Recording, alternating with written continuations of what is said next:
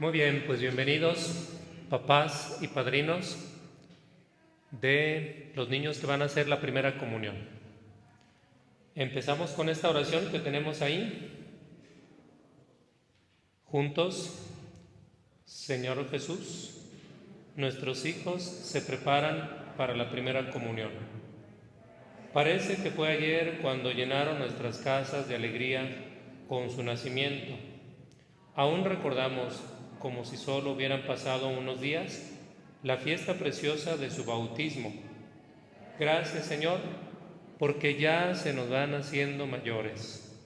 Saben leer y escribir, han aprendido muchas cosas. A veces son algo revoltosos y nos dan algunos pequeños disgustos, pero te quieren a ti, te rezan y quieren ser buenos. Gracias, Jesús, porque son amigos tuyos.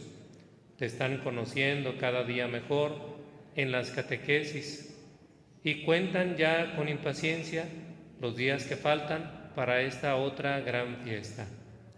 Te pedimos por ellos y por toda nuestra familia, para que sepamos ser conscientes de este gran regalo que nos das en la comunión. Que tu llegada sea un signo de alegría y queramos también nosotros permanecer unidos, participando cada domingo en la celebración eucarística. Te lo pedimos por intercesión de nuestra Madre Santísima, la Virgen del Rosario. Amén. Muy bien, ¿pueden sentarse?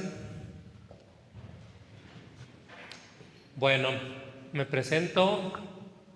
Soy el señor cura Juan José Chávez Ramírez, de aquí de la parroquia de Talpita. Bueno, para darme una idea, levanten su mano quienes vienen a misa con regularidad aquí a la parroquia de Talpita. Bueno, son poquitos. ¿Los demás supongo que van a otro lado o no van? Sí van a otro lado.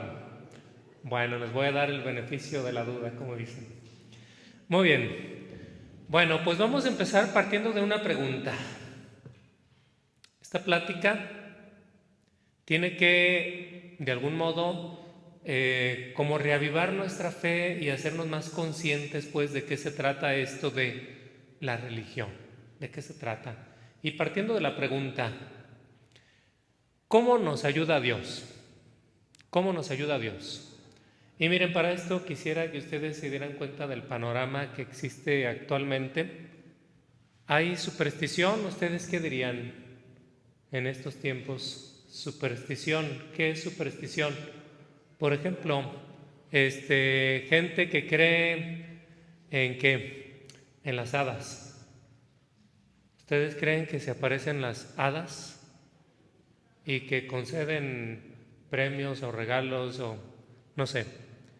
Pero bueno, ¿se acuerdan que hace tiempo por ahí publicaron y que había unas hadas que se aparecían? Y ahí va un montón de gente, ¿verdad? Al chisme, unos por el morbo, otros por nomás la curiosidad, pero ¿qué pasa cuando les dice uno, oigan, acá en misa, un pequeño panecillo, a la hora de la consagración, se convierte en el cuerpo de Cristo? ¿Vendrían a ver? Así como, a ver, vamos a ver si es cierto. Y es que, vaya, pareciera como que Dios ha escogido una manera de hacer sus manifestaciones que no son aparatosas. En el Antiguo Testamento el pueblo de Israel estaba como acostumbrado a que los milagros fueran así, cósmicos. Por ejemplo, ¿se acordarán ustedes cuando el pueblo de Israel sale de la esclavitud en Egipto y que cruzan el Mar Rojo, ¿no? ¿Vieron alguna vez la película esa de los 10 mandamientos donde Moisés ahí toca las aguas y se abren y pasa el pueblo por en medio con los pies secos y detrás viene el faraón junto con todos sus carros, jinetes y luego las aguas se juntan y se ahogaron todos por las armaduras pesadas que llevaban? Bueno, el pueblo de Israel pareciera como que estaba acostumbrado a ese tipo de milagros. Por eso a Jesús, ¿se acuerdan ustedes que en una ocasión le dicen, a ver qué señal vas a dar para que creamos en ti? Y pareciera como que casi dice uno, ¿cómo que qué señal? Luego los chorrocientos enfermos que ha sanado. Pareciera que eso para ellos no era una señal de Dios. Aquí está por donde quisiera yo encauzar la pregunta. ¿Dios da algunas señales? ¿Podemos nosotros así como tener la certeza de que aquí en esto encontramos a Dios, mientras que acá en esto, pues quién sabe? Vamos pues irnos poco a poco encaminando a responder. Entonces, si Dios da señales, si Dios nos da algo, ese algo para qué sirve y de qué manera Dios nos ayuda en nuestra vida diaria. Recién que empezó la pandemia, no faltaron ahí los memes pues de ese tipo, ¿no? Tipo ateos sarcásticos que empiezan a enviar. ¿Ya vieron? El Papa y todos los obispos empezaron a rezar. No se acabó el virus. ¿Señal de qué? Pues para nada sirve rezar. Si no se acabó, todo el mundo pidiendo y no se ha acabado, ¿para qué sirve rezar? ¿Para qué sirve rezar? ¿De qué manera Dios nos ayuda? Y aquí tuviera que llevarlos un poquito a considerar. A ver, ¿todo lo que uno pide a Dios, Dios te lo concede? Por ejemplo, imagínense todos los que piden que ganen las Chivas. Y si juega contra el Atlas, no, pongan la otra. Si juega contra el América, los del América van a pedir que gane el América. Ustedes pudieran pensar, bueno, ¿y Dios qué? ¿Se va a hacer pelotas ahí como, chin, a ver, vamos viendo a ver de cuál equipo hay más anfitrión, bueno, no sé, más que aficionados, era la palabra exacta. Más aficionados, a ver, ¿y a cuál le doy el gane? Pues bueno, hemos de pensar entonces que muchas de las cosas que pasan aquí en la tierra no son decisión de Dios. Digo, esto muchas veces va a chocar con la fe que yo diría, no sé, la mayoría de los católicos tiene una fe así casi como de que Dios mueve todo. Si hay pandemia, es que Dios. Si ganó el Atlas, Dios. Bueno, ahí sí, quién sabe. Si se murió alguien, Dios se lo llevó. Tuvo un accidente, pues fue la voluntad de Dios. Te dio cáncer, acepta la voluntad de Dios. Entonces dice uno, canijo, como que a Dios le gusta estar así como de que, a ver, vamos viendo, a ver a quién le voy a enviar un cáncer, a quién le va a tocar. ¿Ese es el Dios que tenemos? ¿O es esa la voluntad de Dios que pensamos que es? ¿Así obra Dios? Y bueno, habrá que irnos entonces a comprenderlo desde Jesús. No olvidemos que si el Hijo de Dios se hizo hombre, fue para venirnos a manifestar cómo es Dios a lo humano. Y es importante que nosotros veamos cómo actuó Jesús y qué tipo de fe quiso que la gente tuviera. Bueno, ¿cómo actuó Jesús? Cuando le llevaron a algún enfermo, alguna vez dijo Jesús, es la voluntad de Dios, ni modo. ¿Alguna vez dijo eso Jesús? ¿No, verdad? Ninguna vez. Es más, una vez le preguntaron, cuando los discípulos iban caminando con Jesús y vieron a un ciego de nacimiento que estaba ahí, y entonces le preguntan, maestro, ¿quién pecó para que éste naciera ciego? ¿Él o sus padres? Porque en tiempos de Jesús se creía que si tenías una enfermedad, a mí se me hace que cometiste un pecado grave y Dios te está castigando. Entonces, pues acéptalo. Es el pago, es el castigo por haberte portado mal. Así pensaba mucha gente. Y entonces le preguntan, ¿verdad? ¿Quién pecó? ¿Él? Pues un ciego de nacimiento. Ni modo que haya pecado desde el vientre materno, ¿o cómo? Y entonces se preguntaba a la gente, a ver, ¿un ciego de nacimiento? ¿Cómo?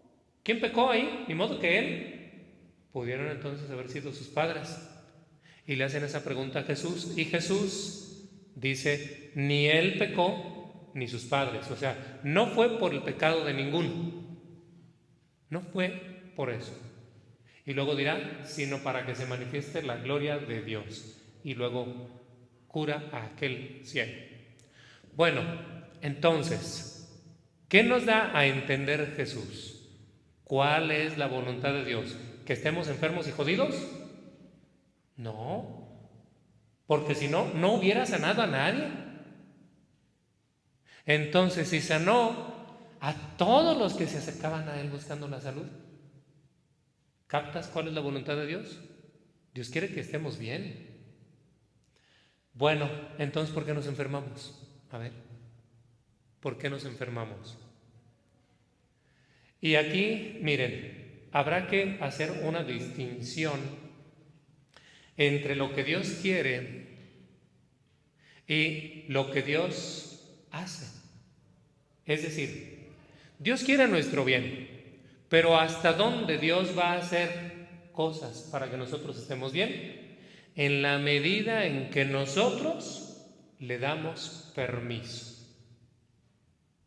Y en este sentido quisiera poner la comparación como si Dios fuera un director técnico. A ver, otra vez volviendo al fútbol. Imagínense ustedes, las Chivas van perdiendo 5-0. ¿Qué les parece ese escenario? ¿Agradable a los que le van a las Chivas? Y si los jugadores le dijeran al entrenador o al director técnico, oye, ¿no estás viendo la mendiga goliza que nos están poniendo? Díganme, ¿el director técnico se va a meter a la cancha a meter los goles que ellos no han podido meter? No, ¿verdad? No le toca. No le toca. ¿Qué le toca? A ver, mi equipo, en el momento del entrenamiento, ahí es donde me toca, dirá el entrenador o el director técnico. Ahí es donde yo te voy a enseñar la estrategia de juego. Ahí es donde yo te voy a decir de qué manera, para que salgas con la actitud, con el entrenamiento adecuado. Cuando tú haces oración, no se trata tanto así como de convencer a Dios de que haga lo que tú piensas que está bien que Dios debe hacer. Cuando tú haces oración, ¿de qué se trata entonces? Al revés, de que Dios te va a convencer a ti de lo que debes de hacer. Ahí es el actuar de Dios, ahí es donde Él hace su obra. ¿Cómo está la gente? ¿Cómo está nuestro mundo? Pensemos, todas las situaciones que estamos viendo, ¿cómo está el panorama a nivel mundial? ¿Qué les parece? Y conforme uno se va dando más cuenta de cosas y cosas, dice uno, bueno, ¿que hay gente que tiene caca en el cerebro o qué? Pero detrás de eso hay toda una historia. Y hoy sabemos pues que lo que ha influenciado en nuestra vida, lo que nos está condicionando de algún modo, bueno, esa palabra sonó muy fuerte, nada te condiciona a hacer, somos siempre libres para decidir lo que queremos hacer, pero hay cosas que influyen, lo que tú viviste, la manera en cómo te enseñaron, los criterios que te dieron, los errores que ibas cometiendo tú también y cómo eso influyó en tu manera de cómo te percibías a ti mismo, y eso hizo que tomaras nuevas decisiones, algunas de ellas acertadas, otras de ellas muy torcidas, muy torpes. Bueno, ¿cómo está el panorama del mundo? Y podemos nosotros, así como a vuelo de pájaro, percibir la maldad y la bondad. Hay cosas muy buenas, si ustedes se fijan, por ejemplo, Internet. ¿Qué dirían ustedes, por ejemplo, de Facebook? ¿Es bueno o es malo?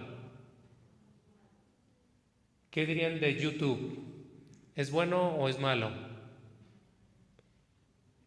Y bueno, la verdad es que depende de lo que busques. Si tú buscas en YouTube, por ejemplo, qué sé yo,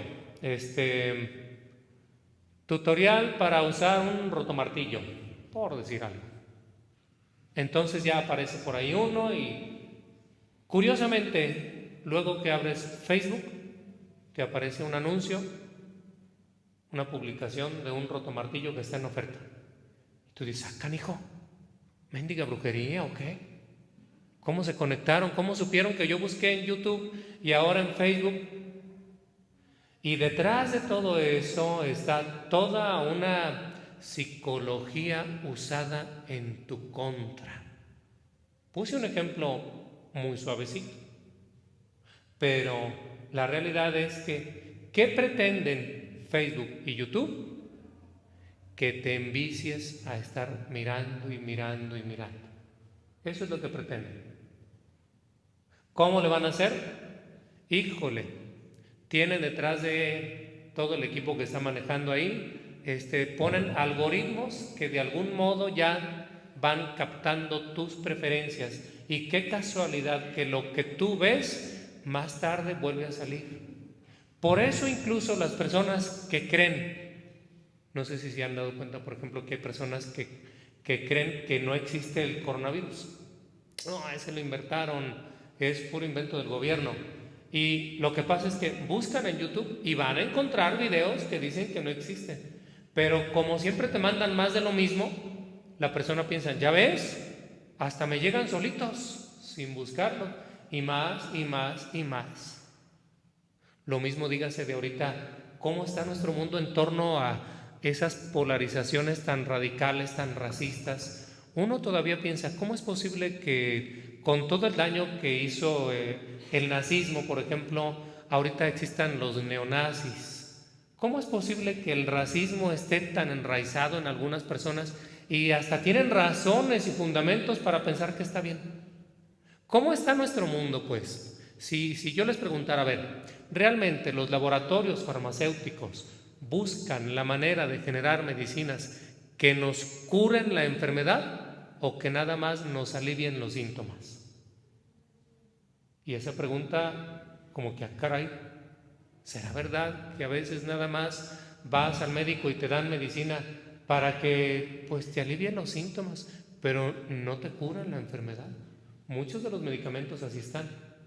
Entonces dice uno, bueno, ¿y los los laboratorios farmacéuticos, qué onda con ellos? ¿Esto es lo que quieren? Y así es como está el mundo. Y si te preguntas entonces, por ejemplo, ¿realmente la ONU quiere la paz del mundo? Buena pregunta, ¿verdad? ¿Realmente la OMS, la Organización Mundial de la Salud, busca la salud? Ah, caray. Y hay tantas cosas que se están viendo, pues, y que podemos nosotros darnos cuenta de cómo el demonio está trabajando para que la gente esté haciendo cosas malas. Y todo esto nos afecta a nosotros y esto es lo que hace que nos enfermemos. Piensen ustedes, por ejemplo, ahorita en toda la producción de alimentos. Todos los que producen alimentos lo producen de manera que el ser humano se nutra de una manera sana. ¿O cuántos de los alimentos son tan dañosos que, híjole, parecen veneno? ¿Cómo está esto, pues? ¿Qué está pasando en la humanidad? Y es verdad, también hay cosas muy buenas, y era lo que yo les decía, depende que busques. Y si empiezas a buscar cosas buenas, pues te van a sugerir cosas buenas también. La cosa es que, por ejemplo, Twitter dice, detrás de Twitter, las noticias falsas se propagan un 600% más que las noticias verdaderas. ¿Se dan cuenta entonces ustedes de cómo actualmente la información equivale a desinformación? Ya no sabe uno ni qué. Es lo que me pasó, por ejemplo, a mí cuando empezó esto del coronavirus. Yo nunca había leído tanto de un tema y que al final resultara más confundido que al principio. Sí, de verdad que uno se pregunta, bueno, eso no es. ¿O qué pues? ¿Qué está pasando? ¿Por qué han manejado así, de esta manera, la pandemia? ¿Por qué la manejaron así? ¿Cómo es que de algún modo se aprovecharon de que existe el virus? Existe, pero ¿cómo se han aprovechado para manipular a la gente, al pueblo?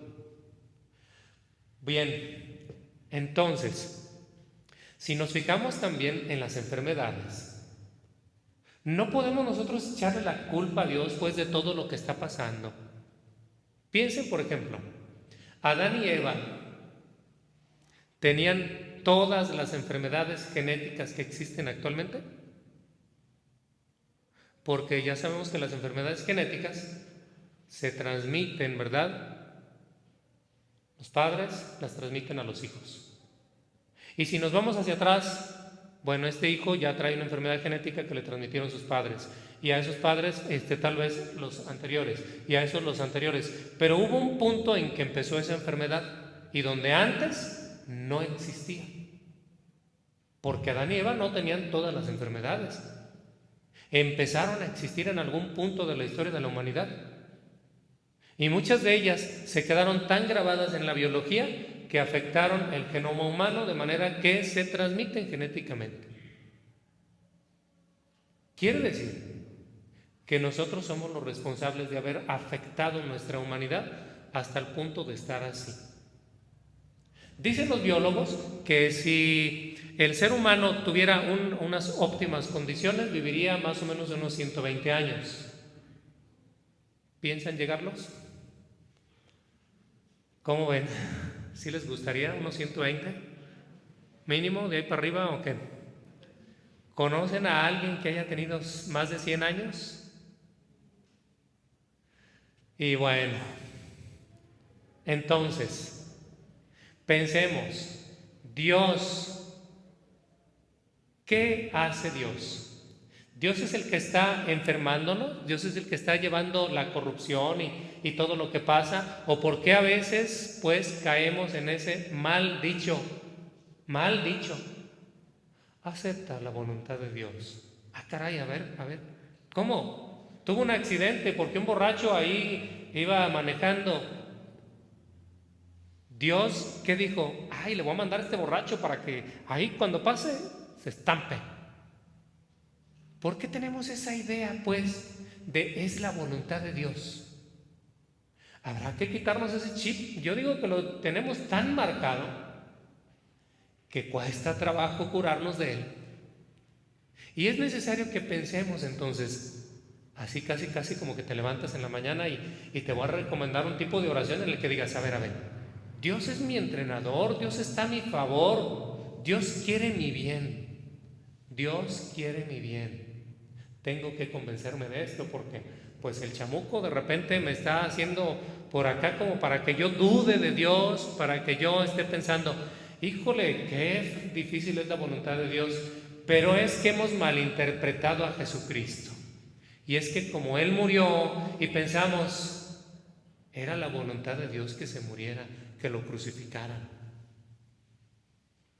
Y aquí habría que otra vez meternos a pensar cómo de algún modo la humanidad, la maldad en aquel entonces, escribas y fariseos que le tenían envidia a Jesús y que no lo dejaron y que le estuvieron poniendo trampas y que buscaron la manera de acabar con él. Cierto, Dios se vale de ese sacrificio, de esa entrega, porque a lo que vino Jesús fue a demostrarnos amor, no a morir, vino a demostrarnos el amor. Pero Jesús entendió que si para mostrar el amor a la humanidad era preciso soportar un momento injusto, muriendo de una manera cruel, para que la humanidad captara así, de esa manera, el gran amor, pues Jesús se aventó a pasar por eso. Pero la voluntad de Dios era que Jesús viniera a mostrarnos el camino del amor. Bueno, pensemos entonces que a pesar de los males, ¿quiere decir que podemos sacar algo bueno? Y aquí es donde empieza la voluntad de Dios. ¿Qué quiere Dios? ¿Nos creó un mundo perfecto en el que no hay ningún dolor, ninguna enfermedad? No, nos creó vulnerables, tan vulnerables que podemos afectarnos unos a otros. Y si tú naciste en una familia donde, por ejemplo, eran muy gritones, muy humillantes, entonces es muy probable que tú al crecer te parezcas a tus papás en ese sentido, porque la psicología dice que tendemos a herir en la misma manera en como fuimos heridos. Tendemos a repetir patrones negativos, desafortunadamente. Pero bueno, ¿podemos nosotros restaurar la humanidad? Esto es lo que vino a hacer Jesucristo. ¿Y cómo llega a nosotros esta restauración, ese restablecimiento en nuestras vidas? ¿Cómo se hace patente, pues? Nada más le pido a Dios: Señor, te pido que yo sea buena persona, y ya.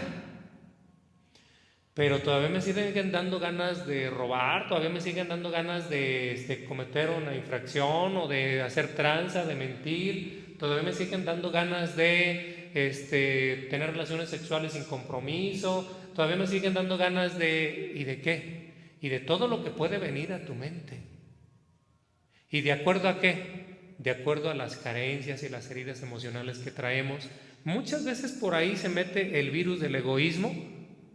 Fíjense ustedes en una herida. ¿Tienes una herida? ¿Y qué dicen los médicos? Hay que cuidar para que no se infecte. Porque hay un montón de virus, ¿verdad? O bacterias. Y bueno, por una herida es más fácil que entre la enfermedad. Y nuestras heridas psicológicas, por ahí será fácil que entre. Y si yo traigo muchas carencias afectivas, por ahí será fácil que de repente me llegue un afán de protagonismo y me sienta el Mesías redentor del mundo y que yo quiera que toda la humanidad esté a mi favor. ¿Cómo de verdad hasta en los mandos se ven, pues, las personas que tienen autoridad y poder, llega a verse su lado flaco? Pues ahí, caray, ¿qué traerá que se siente el Mesías? Pues, híjole, yo creo que cuando estaba chiquito no lo abrazaron sus papás. Muy probablemente. Bueno, entonces, ¿cómo hace Dios para restablecer la humanidad? Y miren, Dios actúa de muchas maneras, pero hay 7 sacramentos que tenemos dentro de la iglesia que son caminos seguros a través de los cuales recibimos la restauración que Dios quiere obrar en nosotros, pero no son mágicos. Por ejemplo, tú te acercas a comulgar y los niños van a hacer su primera comunión, ¿verdad? Que a la hora de comulgar le salen chispitas así como de transformación, de esas que se ven en la tele, como cuando Shrek se transformó. Le surge una transformación al niño así. Muchos padres de familia quisieran, ¿verdad? Ay, por favor, que ya. Bueno, no es mágico. ¿Cómo sucede entonces?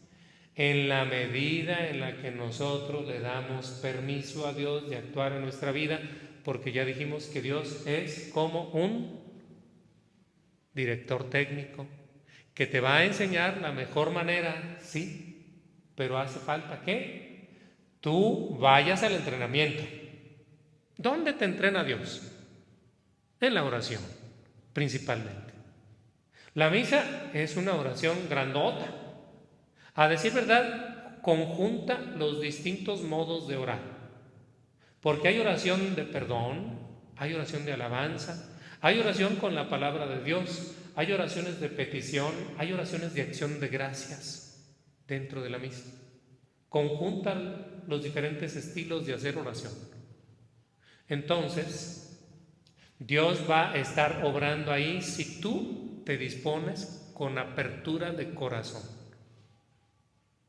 Los sacramentos actúan de esa manera.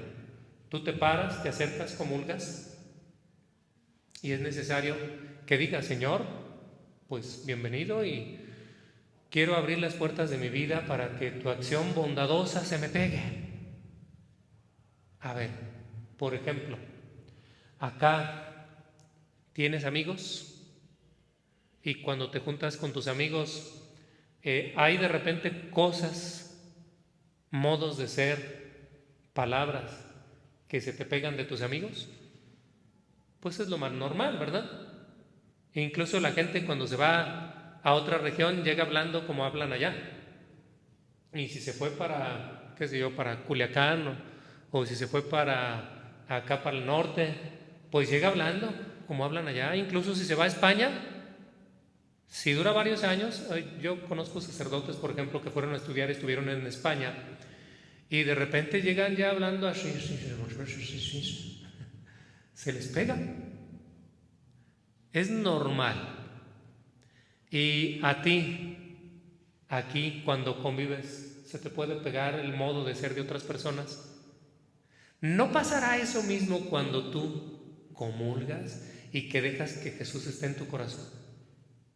O cuando tú, al escuchar el Evangelio, tratas así como de darte cuenta cómo actúa Jesús, cómo es Él, de qué manera, cómo trata a la gente. Y siempre una meditación, pues, ¿qué es lo que hace? Que tú te acerques y como si hubieras vivido en amistad con Jesús, de acuerdo a lo que Él hizo en aquel entonces. Algo se te pega, algo está actuando en ti. Así es como obra Dios. Por lo tanto, no esperemos así como de que, ay, en mi trabajo me dijeron que tengo que aprender a hablar inglés. Dios mío, por favor, tú lo puedes todo, que mañana amanezca sabiendo hablar inglés. ¿Va a pasar eso? ¿Qué va a decir Dios? Oye, mijo, pues ten inteligencia, lúchale también, te toca esforzarte, ¿verdad? Pues sí, Dios no va a patrocinar la flojera. Dios patrocina el esfuerzo. Dios patrocina todas las obras de amor. Dios te va a estar ayudando. Ah, ¿sí ayuda a Dios entonces? Sí. Es que Dios, cuando tú abres tu corazón, Él, en su presencia, tú te convences del bien que tienes que hacer. No es que tú lo convenzas a Él. Tú eres el que te convences de lo bueno que te toca hacer. A Él no lo tienes que convencer, pues. Él ya está bien convencido y lo va a hacer, pero hace falta que nosotros nos dispongamos. Por ejemplo, si pedimos por la paz del mundo, en un 2x3 va a haber paz en el mundo,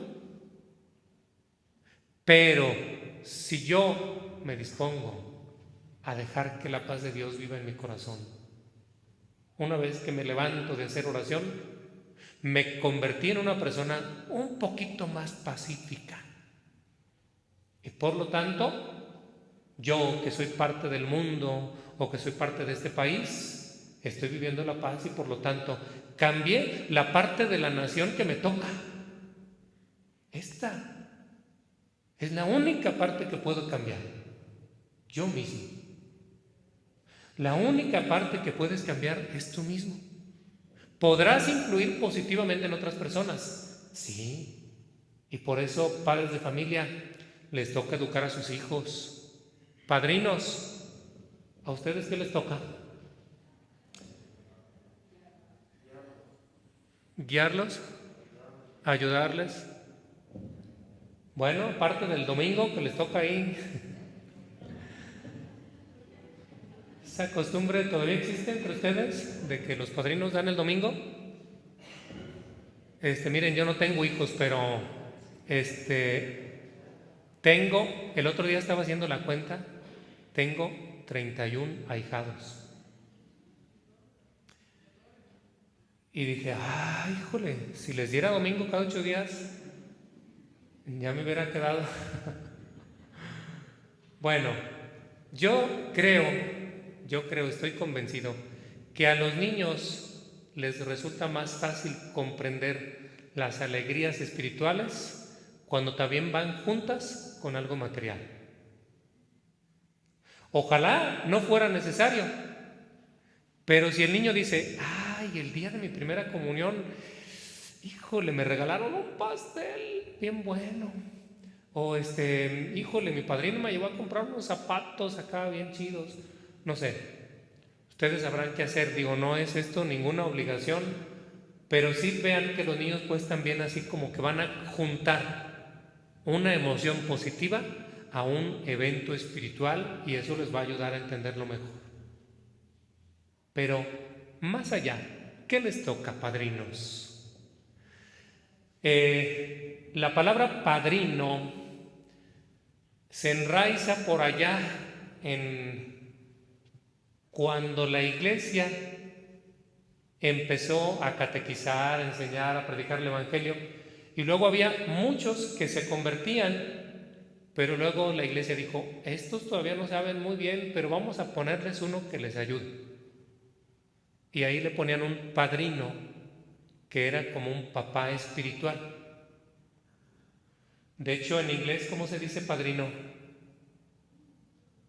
¿No vieron, por ejemplo, la película del Padrino? En inglés, good father, como padre bueno. Miren. Bueno, entonces el padrino es un papá espiritual. ¿Qué le toca? Bueno, si eres padrino de primera comunión, pues primero lo primero, comulga. Lo primero, como dicen, las palabras mueven, pero el ejemplo arrastra. Sí, con las palabras pudieras decirle muchas cosas. Mi hijo, ándele, acérquese a comulgar. Mire, ¿qué hubo? ¿Cuánto hace que hizo su primera comunión? ¿Cuántas veces ha comulgado desde entonces? ¿Cómo que nomás 3? A ver, órale, porque si no ya no va a haber domingo. No sé, de algún modo te toca motivar para que ese niño que por primera vez recibió el cuerpo de Cristo, y aunque ya tuvo una catequesis y se les ha dicho, pero muchas veces ignoran, todavía no alcanzan a entender muy bien de qué se trata. Me acuerdo una vez que estaba yo enseñándole a los acólitos cómo deben ayudar dentro de la misa. Y si han visto que a la hora de la comunión el acólito va con un platillo para que el sacerdote al dar la comunión, pueden suceder de repente accidentes que a la hora de dar la comunión se cae y el platillo es para que a ver si la cacha, ¿verdad? A ver si logra salvarla. Y bueno, explicándoles yo a los acólitos, miren, en la hostia consagrada está nuestro Señor Jesucristo, entonces no queremos que caiga al piso, no es ningún pecado ni nada, pero pues bueno, hay que estar atentos ahí. A ver, muy bien, a ver, vamos viendo a ver si ya entendieron. ¿Para qué sirve el platillo y un acólito? A ver, hijo, ¿para qué sirve? Para que no se caiga la ruedita blanca. Y yo así como que, a ver, ¿y la ruedita blanca qué es? No sabía. Y era uno de los que ya había hecho la primera comunión. Es verdad que esa ruedita blanca tan simple y tan sencilla, un panecito, que si ustedes lo compararan, pues híjole, una galleta está más sabrosa, pero no se trata del sabor físico, sino que Jesús en la última cena dijo a sus apóstoles, tomen y coman todos de él, porque esto es mi cuerpo. Y luego con un cáliz lleno de vino les dijo, tomen y beban todos de él, porque este es el cáliz de mi sangre. Y luego les dijo, hagan esto en conmemoración mía. Aquel jueves santo de la última cena los apóstoles no entendieron exactamente de qué se trataba. Al día siguiente, Viernes Santo, lo que Jesús hizo en símbolo se hizo realidad. Murió en la cruz, su cuerpo entregado, su sangre derramada por amor a nosotros. Y luego los apóstoles se reúnen en el mismo lugar donde lo vieron por última vez, que fue en el lugar de la última cena. Ahí se reunían todos los días a orar y Jesús se aparece, ya resucitado. Coincidentemente, cada domingo se aparece, cada domingo. Y bueno, pronto entendieron los apóstoles y con la venida del Espíritu Santo les quedó claro muchas de las cosas que habían vivido. Dios les aclaró la mente y ellos entonces comprendieron. Y en este punto, desde entonces se celebra la misa. ¿Dónde fue el primer lugar donde se celebró la misa?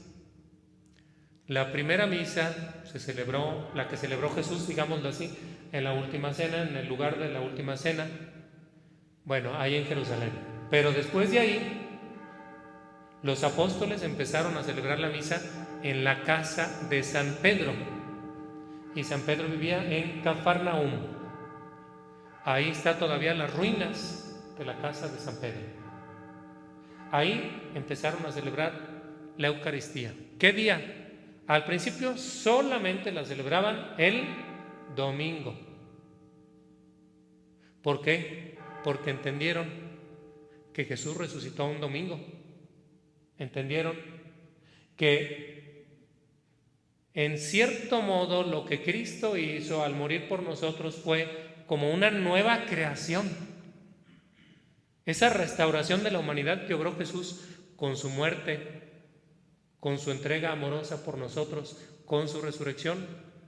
Eso que obró Jesús ahí, muy bien, se nos regala en la Eucaristía. Cuando tú comulgas, entonces estás obteniendo lo que Cristo quiso regalarte pues al morir por ti, su amor. ¿Qué recibes a la hora de recibir la comunión? El cuerpo y la sangre de Cristo. Bueno, decimos el Cristo completo, cuerpo, sangre, alma, divinidad, todo entero. Y al tener en tu interior a alguien así como Jesús, si tú tienes ese encuentro genuino, ¿cuál es la mejor manera de tener un encuentro genuino con una persona? Prestándole atención. Cuando tú estás distraído con alguien, no sucedió un encuentro genuino. Y si estás acá con el celular, ay, sí, dime, te escucho hoy.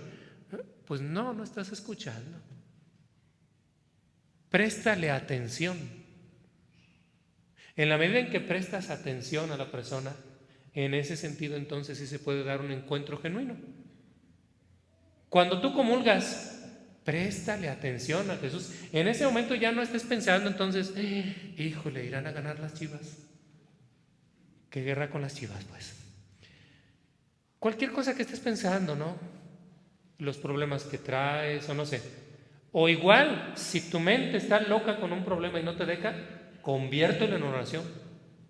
Y en ese momento dile, háblale a Jesús. Ay, Señor, ya ves cómo ando con esta cosa que tanto me preocupa. Ahí te la encargo.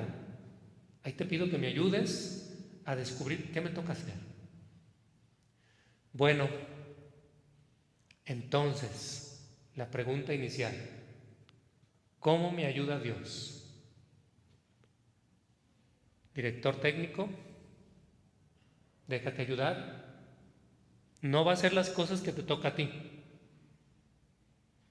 Dios no puede hacer las cosas que te tocan a ti. Aún más, hay muchas cosas que nadie puede hacer por ti, ni tu mejor amigo.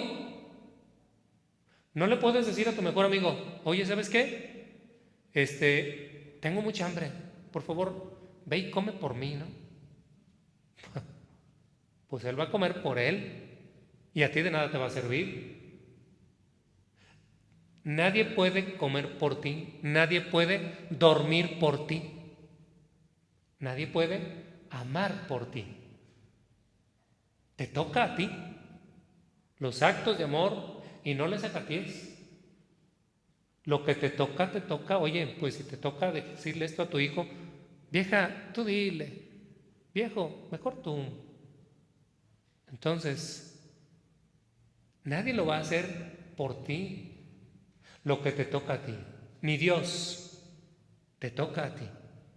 Entonces Dios te ayuda en la medida en que tú abres tu corazón y te dejas ayudar. Y los sacramentos son ayudas seguras. Entonces, por favor,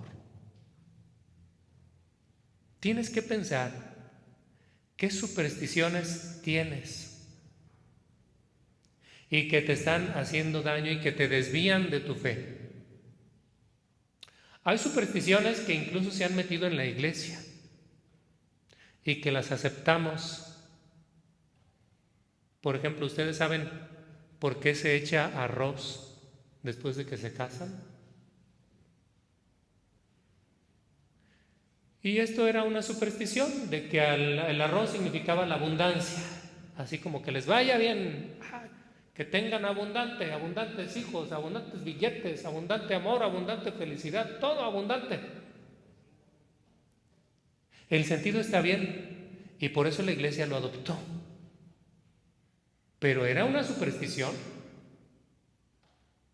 Hay supersticiones, sin embargo, muy dañosas. Y habrá que ver de qué manera te estás creyendo cosas que hacen daño a tu fe. Y todo ese tipo de horóscopos y de limpias y de las cartas y del tarot y del café. Yo digo, ¿cómo es posible que alguien crea que por un restos de café que quedaron en una taza, alguien te vaya a decir lo que está pasando en tu vida? Y luego dicen, ¿y si le atinó? Entonces tienes que preguntarte con quién está hablando. Y ciertamente no es con Dios. Porque el diablo también sabe cosas. Entonces,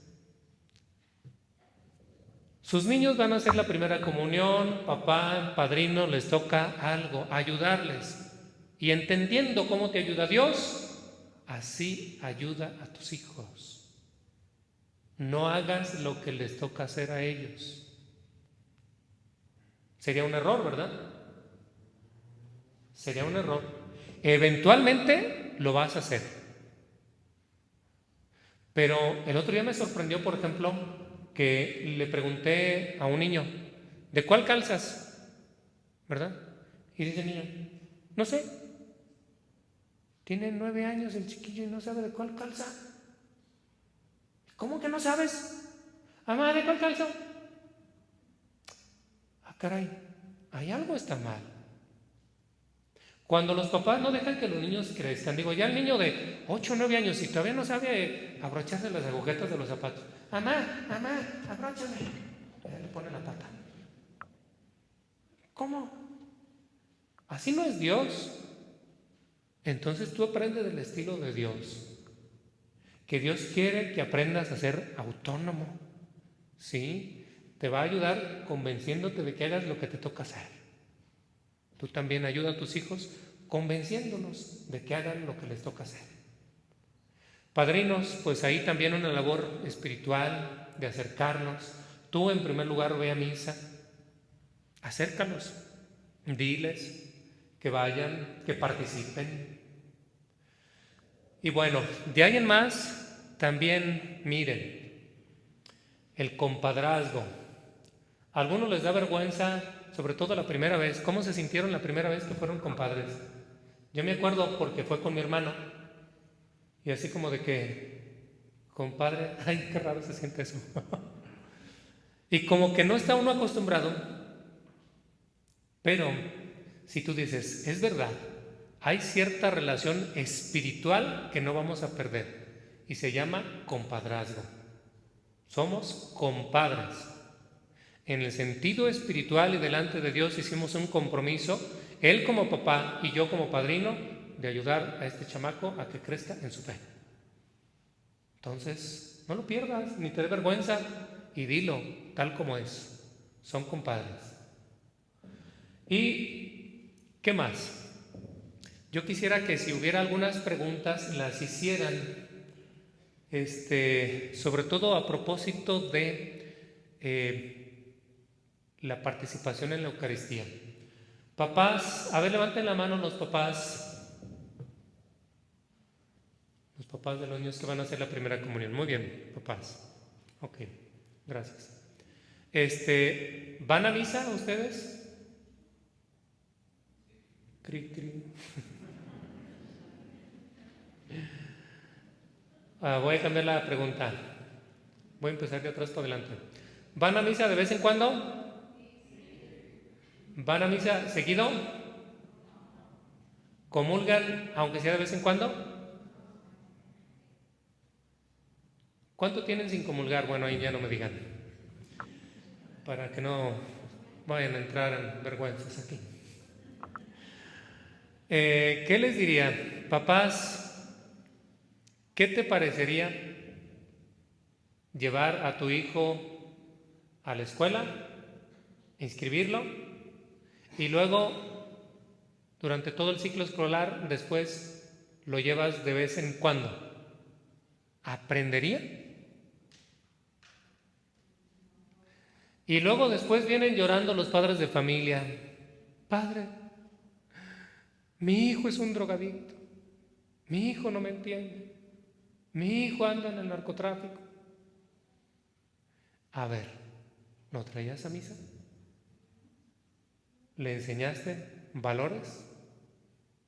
Es verdad que los papás van a hacer su mejor esfuerzo y su obligación es ser buenos padres, pero ser buenos padres no es garantía de tener buenos hijos. Atentamente, Dios. Pues sí, ¿verdad? Dios es un buen padre. ¿Tiene todos sus hijos buenos? A ti te toca ser buen padre. ¿Vas a tener buen hijo? También el hijo le toca decidir, pero por lo menos que por ti no quede. Entonces, papás, sean un poquito más congruentes con su fe. Y digo un poquito como para que avancen en esto, ¿verdad? Sé que ahorita por la pandemia todos están dispensados de venir a misa. No es pecado no venir a misa. Pero esta situación poco a poco invita a que ya hagamos un esfuerzo, ¿verdad? Porque ¿cómo es posible que a otros lugares sí, ahí vas muy bien, ¿verdad? Y a la plaza, sí, es que ya se abrieron las plazas. Sí, pues es que ya para el mes que entra viene el Buen Fin. Tiene que estar abierta. Y al templo, no, todavía no hay. Dios nos libre. Pues, a ver, tiene que llegar el momento en que te tienes que hacer también responsable. Por ejemplo, aquí en la parroquia tenemos un templo grande, ¿eh? Sentados caben 900 personas. Y con la sana distancia nos han dicho que ahorita, por ejemplo, en la etapa que vamos, solamente se permite un 30% de la capacidad total. Por lo tanto, unas 270 personas. Está bien, a buena distancia. Al principio les pregunté quiénes vienen a misa aquí. Y bueno, ya saben aquí cómo está la cosa, pero sí les invito. A ver, esto tiene que cuestionarte a ti. ¿Qué incongruencia sería traer al niño a la primera comunión y después jamás? Decía como cuando alguien se anota en el gimnasio, ¿verdad? Va y se inscribe en el gimnasio. Y luego jamás vuelve a ir. Y como a los 6 meses regresa. Ya vengo por mis músculos. ¿Ok? Pues sí, yo me inscribí ya. ¿Con eso? ¿Crees que con hacer la primera comunión ya tienes buen hijo? Los valores poco a poco entran. Y yo a veces digo que las cosas buenas siempre requieren esfuerzo, pero las malas no necesitas esforzarte mucho. Para ser paciente, híjole, cuánto tienes que luchar y vencerte. Pero para ser impaciente, no, hombre, avientas y te sale hasta con la mano en la cintura. Entonces, no crean que esto es así como mágico. Quítense el pensamiento mágico. No entonces concluyan, porque mucha gente es así. Miren, a veces me he encontrado yo personas que llegan con una superstición tan tremenda que digo, ay, Dios mío, padre, es que yo creo que mi esposo está embrujado. ¿Por qué está embrujado? Pues es que toma bien mucho. Bueno, lo que tiene es alcoholismo. ¿Cuál embrujado? No, es que yo creo que alguien le hizo un daño. Pues el mismo que está decidiendo embriagarse. Pero ¿cómo? ¿Tú piensas que alguien lo manipula así, tipo vudú, verdad? ¿Cómo mucha gente se cree de esas cosas? ¿Le clavaron un alfiler de alcohol o qué? Y gente que se la cree. Entonces, quítense eso. No hay magia. Las cosas no suceden por arte de magia. Tienes que esforzarte. Si quieres ser buena persona, pues necesitas lucharle, ¿eh?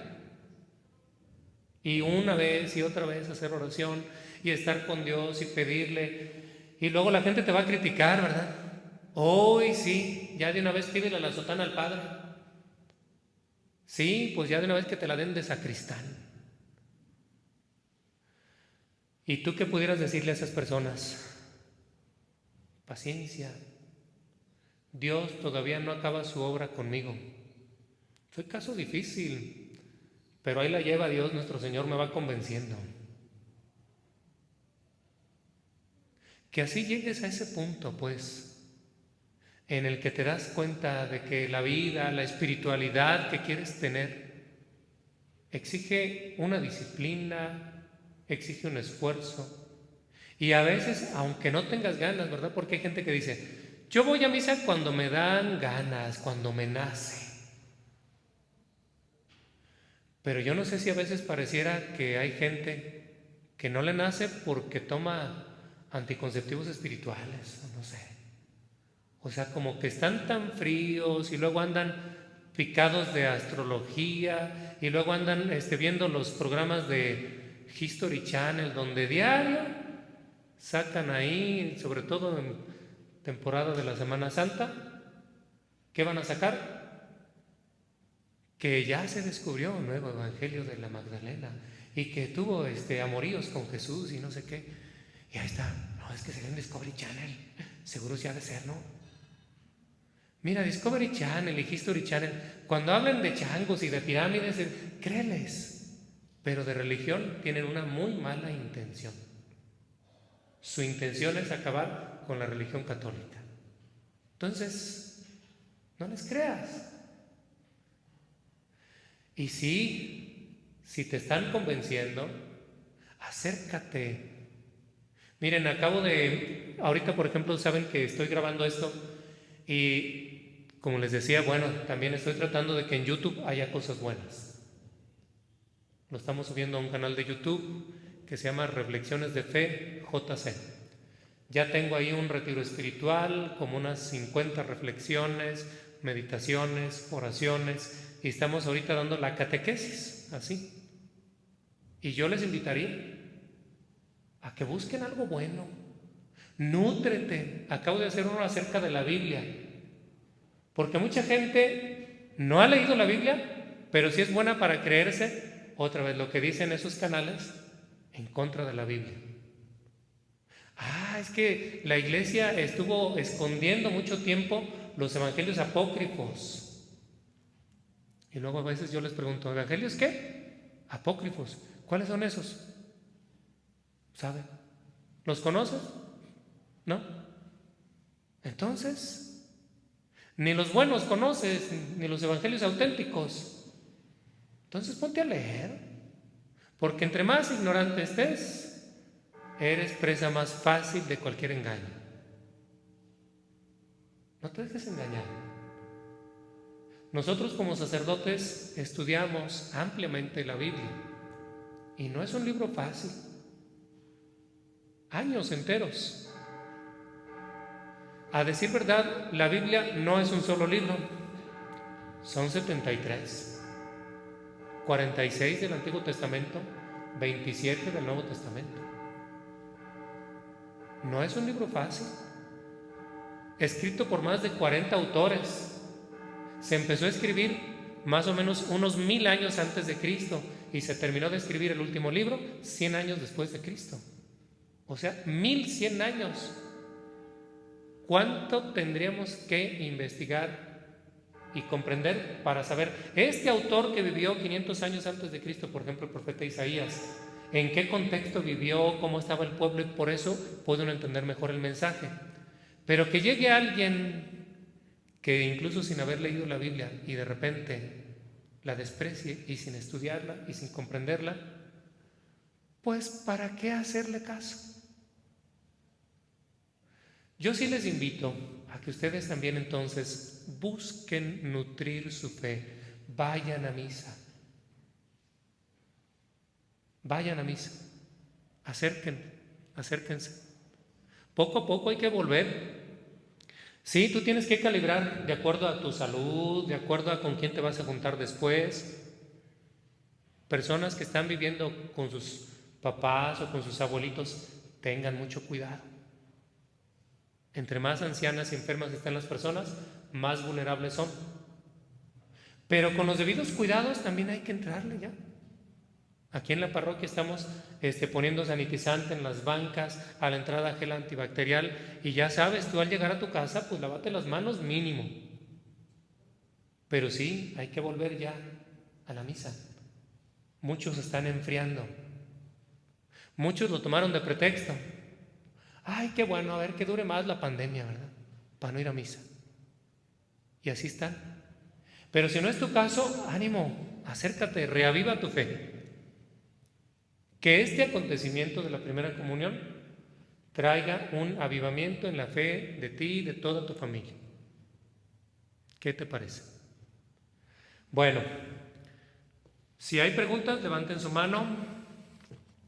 Si no, pasamos a los acuerdos.